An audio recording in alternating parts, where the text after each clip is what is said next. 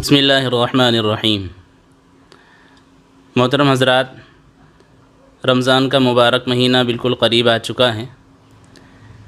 تراویح کے متعلق بہت سارے لوگ اب تک اس انتظار میں ہیں کہ شاید کچھ موقع مل جائے، لیکن آپ حضرات جانتے ہیں کہ ہمارے شہر میں بھی اب تک عافیت تھی، اور ابھی 2 روز سے کورونا وائرس کے مریض ملنے کی وجہ سے مزید سختیاں برتی جائیں گی اور ڈرون وغیرہ سے بھی نگرانی کی جائے گی۔ علماء کرام شہر دھولیا کی ایک کمیٹی، اصلاح معاشرہ کمیٹی کے ذریعے سے بھی آپ حضرات کو اطلاع دی گئی تھی کہ تراویح میں بھی اسی ترتیب پر 4 افراد ہی مسجدوں میں شریک ہوں گے، جس طرح سے 5 وقتہ نمازوں میں 4 افراد شریک ہو رہے ہیں۔ محلے کے دیگر حضرات سے مؤدبانہ درخواست ہے کہ اللہ کے لیے آپ حضرات یہ ضد نہ کریں کہ ہم لوگ بھی مسجدوں میں جا کر تراویح ادا کریں گے۔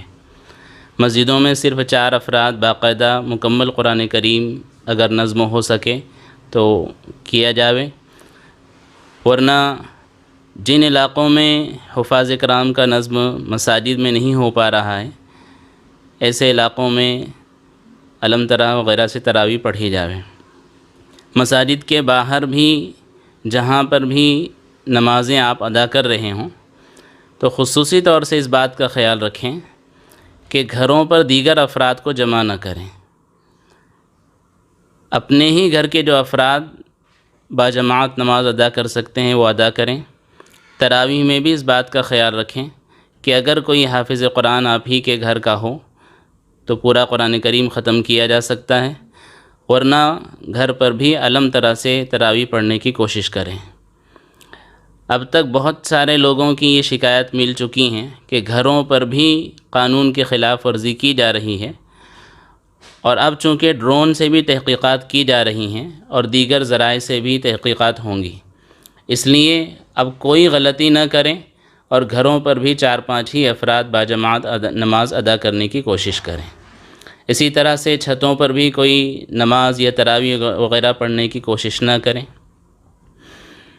رمضان کے مہینے میں عموماً عصر کے بعد افطاری کے لیے مسلم علاقوں میں چوک چوراہوں میں بہت زیادہ بھیڑ جمع ہوتی ہے، لیکن آپ حضرات جانتے ہیں کہ لاک ڈاؤن کی وجہ سے سختی کی جائے گی، اس لیے عصر کے بعد بھی آپ حضرات اس کا خیال رکھیں کہ افطاری کا سامان لینے میں سوشل ڈسٹینس کا خیال رکھیں، ایک جگہ بھیڑ جمع نہ ہو، اور ہو سکے تو دن میں کسی اور موقع پر افطاری کی تیاری کر لیں۔ عصر کے بعد کا قیمتی وقت دعاؤں میں، ذکر و اذکار میں گزارنے کی کوشش کریں۔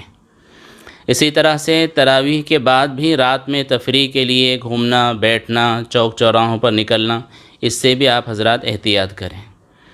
اب تک آپ حضرات سے مؤدبانہ درخواست کی جا رہی تھی، لیکن اب آپ حضرات کو متنبہ کیا جا رہا ہے، اللہ کے لیے اب بے احتیاطیاں اور غلطیاں بند کیجیے۔ ہماری معمولی غلطیاں اور بے احتیاطیاں پورے مسلم معاشرے اور اسلام کو بدنام کرنے کا ذریعہ بن رہی ہیں۔ اللہ تعالیٰ سے ہم دعا کرتے ہیں کہ اللہ تعالیٰ رمضان کے ایک ایک لمحے کی صحیح قدر کرنے کی توفیق عطا فرمائے۔ مجھے امید ہے کہ جن احتیاطی اقدام کے متعلق آپ حضرات کو متنبہ کیا جا رہا ہے، یہ ساری چیزوں پر آپ عمل کریں گے۔ اللہ تعالیٰ جلد سے جلد ان حالات سے ہمیں نجات عطا فرمائے اور رمضان کی صحیح قدر کرنے کی توفیق عطا فرمائے۔ ہمارے چینل کو لائک کرے، شیئر کرے اور سبسکرائب کرنا نہ بھولے۔